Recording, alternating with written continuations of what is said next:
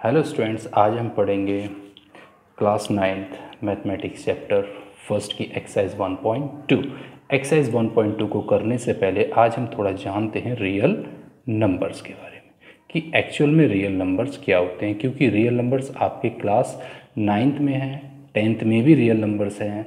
तो आप इसको समझ लीजिए, रियल नंबर्स एक्चुअल में हम कहते क्या हैं, कुछ नया कॉन्सेप्ट है नहीं है। रियल नंबर्स आपके दो तरीके के आपके पास अभी दे रखे हैं क्लास 9th में और क्लास 10th में।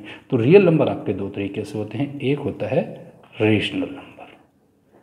रेशनल नंबर्स जैसा कि आप जानते हैं, रेशनल नंबर्स क्या होते हैं, जिनको हम लिख सकते हैं, कैन बी रिटन एज, जो कि लिखे जा सकते हैं। इसमें कैन रिटन एज, जिनको हम लिख सकते हैं P अपॉन Q फॉर्म में, जहाँ पे P और Q क्या होते हैं, integers, where P and Q are integers.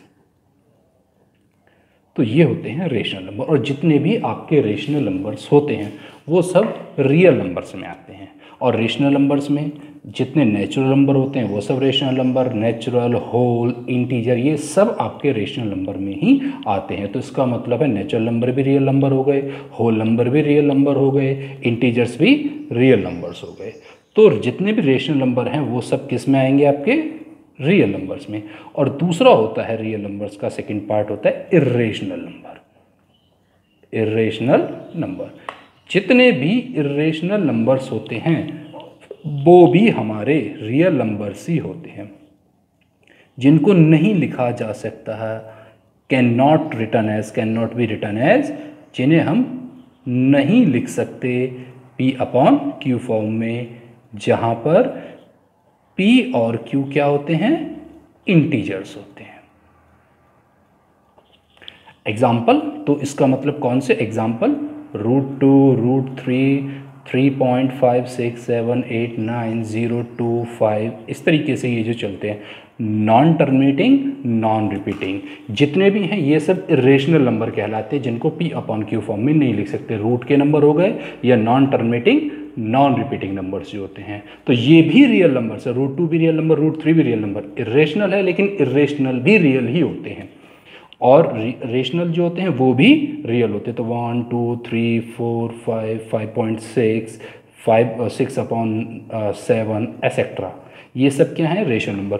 तो जितने भी रेशनल हैं या जितने भी इरेशनल हैं वो सब आपके किस में कहलाते हैं, रियल नंबर्स ही आपके कहलाते हैं। तो जितने रेशनल या इरेशनल। अब हम देखते हैं आपकी एक्सरसाइज 1.2 का क्वेश्चन फर्स्ट हमारा क्या है। क्वेश्चन फर्स्ट में लिखा है, state whether the following statements are true और फॉल्स, जस्टिफाई और आंसर। कि स्टेट बताइए, आपकी जो दिए हुए नीचे स्टेटमेंट्स हैं लिखिए कि वो ट्रू है या फॉल्स हैं, और अपने आंसर को आपको जस्टिफाई भी करना है। तो अगर आपने ऊपर रियल नंबर्स को अच्छे से समझ लिया है तो इनको लिखने में कोई दिक्कत नहीं आएगी। उन्होंने कहा एवरी इरेशनल नंबर, यानी जितने भी इरेशनल नंबर हैं क्या वो सब रियल हैं। बिल्कुल ठीक बात है कि सारे इरेशनल नंबर रियल हैं और सारे रेशनल भी रियल हैं, बिल्कुल ठीक बात है। तो ये क्या हो गया आपका ट्रू, ये हो गया आपका ट्रू, बिकॉज क्योंकि हमने यहाँ देखा सारे ही इरेशनल नंबर क्या हैं, real. All irrational numbers comes in the collection of real numbers। बिल्कुल, यानी जितने भी हमारे irrational numbers हैं वो सब रियल नंबर के कलेक्शन में आते हैं। अब सेकंड देखें, सेकंड में क्या है, every point on the number line is the form √m, कि नंबर लाइन पे हर एक नंबर जो है वो किस फॉर्म में है, √m की फॉर्म में है। और m क्या है, एक नेचुरल नंबर। तो नेचुरल नंबर मैंने बताए थे 1 2 3 4 5 ही होते हैं, तो √1, √2, √3, √4। अरे अगर मैं देखूं कि यहाँ पे कि √1, चलो ये भी इस फॉर्म में नहीं आएगा कि √1 को मैं 1 लिख सकता हूँ, √2 तो चलो इस फॉर्म में आ रहा है, √3 भी इस फॉर्म में आ रहा है √m की, क्या √4 भी √m की फॉर्म में आएगा, क्योंकि √4 को तो हम ऐसे लिख सकते हैं 2 × 2, तो 2 से 1 बाहर निकलेगा तो √4 की वैल्यू तो 2 आ गई।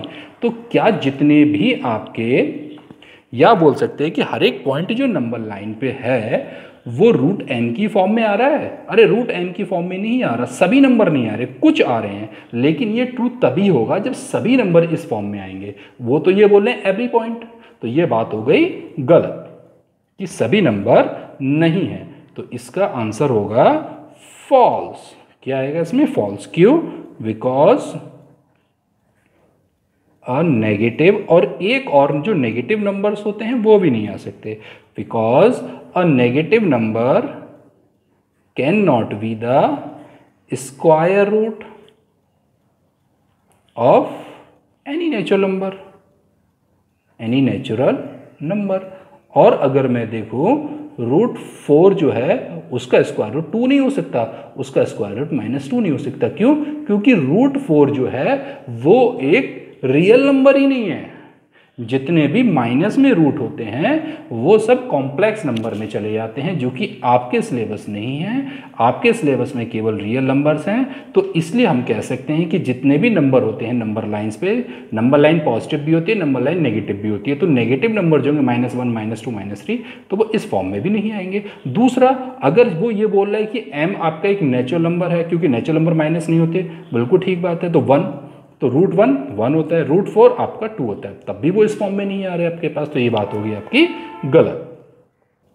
अब इस थर्ड ऑप्शन को देखें, every real number is an irrational number. हर एक रियल नंबर जो है क्या वो एक इरेशनल नंबर है? अरे अभी मैंने आपको यहाँ ऊपर बताया था कि रियल नंबर केवल इरेशनल नहीं है, वो रेशनल भी है। तो आप ये नहीं कह सकते कि सारे रियल नंबर इरेशनल नंबर हैं, ये बात गलत है। तो अब इसमें ये तो बोल दिया उन्होंने, इसमें क्या बोला उन्होंने कि एवरी रियल नंबर, कि हर एक रियल नंबर जो है वो क्या है? एक इरेशनल नंबर। तो ये बात होगी आपकी यहाँ पे फॉल्स। क्यों? क्योंकि all real numbers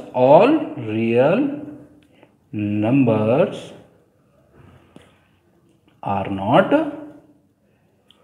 irrational number,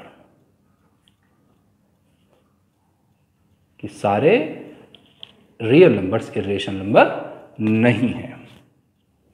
अब क्वेश्चन 2 आपके पास है कि शो दैट, कि शो करो कि √5 can be represent on number line, कि भाई हम नंबर लाइन पे √5 को कैसे रिप्रेजेंट करें। तो अभी मैं आपको बताता हूं कि नंबर लाइन पे हम √5 को कैसे रिप्रेजेंट करेंगे। तो उसके लिए मैं एक नंबर लाइन ड्रॉ कर लेता हूं। यहाँ पे कोई भी डिस्टेंस की आप एक लाइन खींच लीजिए, ड्रॉ कर लीजिए। कोई भी डिस्टेंस लेके आप एक लाइन ड्रॉ कर दीजिए, कोई भी डिस्टेंस लेके आपने एक लाइन ड्रॉ कर ली। अब इसमें क्या करें आप, कोई एक पॉइंट, क्योंकि लाइन है ये, कोई एक पॉइंट आप 0 ले लीजिए, क्योंकि आपको √5 रिप्रेजेंट करना है। इससे पहले √2 भी करते हैं, √3 भी करते हैं, √4 भी कर सकते हैं, √5 भी। तो मैं √5, तो √5 आप रिप्रेजेंट करने के लिए आपको 2 यूनिट चलना पड़ेगा। कहीं ऐसा नहीं लिखा होता है कि आपको 2 सेंटीमीटर चलना है, 2 यूनिट। तो वो यूनिट थोड़ी बड़ी रहे, इसलिए मैं इसको सेंटीमीटर की तरफ से ना चल के स्केल में दूसरी तरफ से चलता हूँ। 2 यूनिट्स, 2 यूनिट्स मतलब 2 इंचेस में यहाँ पे चल देता हूँ। नेक्स्ट साइड से सेंटीमीटर से नहीं, दूसरी तरफ से ले ली, जिससे कि मेरी यूनिट्स बड़ी बनी रहे। यूनिट्स मतलब है कोई भी यूनिट ले सकते हैं, 1 और 2। 1 ये हो गया आपका, आप स्केल को ध्यान से देखिए, ये हो गया 1 और ये हो गया आपका 2। तो हमने क्या चला इसमें, यहाँ पे 2 यूनिट्स यहाँ पे चल दिया। ये डिस्टेंस हमने अपने लंबा लाइन पे रिप्रेजेंट कर दी 2 यूनिट्स। 1 यूनिट्स हमारी यहाँ पे थी, तो ये हो गया हमारा 1 और ये हो गया हमारा 2। और इसी तरीके से अगर मैं आगे की तरफ बनाऊं तो मेरे पास 3 यूनिट्स भी आगे की तरफ आ जाएगा। अब क्या करना है आपको, इस 2 यूनिट पर 90 डिग्री ड्रॉ कर देना है। अब 90 डिग्री कैसे, कंपास ले लीजिए आप। 90 डिग्री आप कंपास से बड़े आराम से ड्रॉ कर सकते हैं। तो आप कोई भी डिस्टेंस लीजिए और एक आर्क इस तरीके से लगा दीजिए, कोई भी एक डिस्टेंस लेके लगा दिया।